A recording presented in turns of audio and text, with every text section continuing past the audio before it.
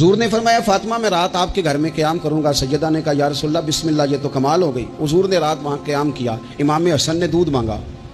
अच्छा, हदीस के रावी मौला अली शेर खुदा हैं।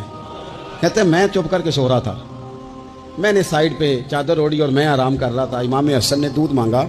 सैयदा फातिमा उठने लगी तो फरमाया नहीं फातिमा आज मेरे साथ सोए हैं, दूध भी मैं ही पिलाऊंगा।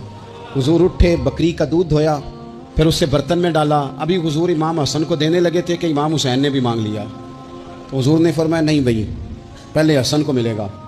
तो हज़रत फातिमा रज़ी अल्लाह ताला अन्हा अर्ज़ करने लगी या रसूलल्लाह लगता है हसन से ज़्यादा प्यार है। फरमाया नहीं फातिमा, प्यारे दोनों ही बड़े हैं पर मांगा पहले हसन ने है ना, मांगा पहले हसन में। फिर हुजूर फरमाने लगे, हज़रत अली फरमाते हैं, कहते हैं हुजूर फरमाने लगे फातिमा तू भी, मैं भी, हसन भी, हुसैन भी, और ये जो सो रहा है।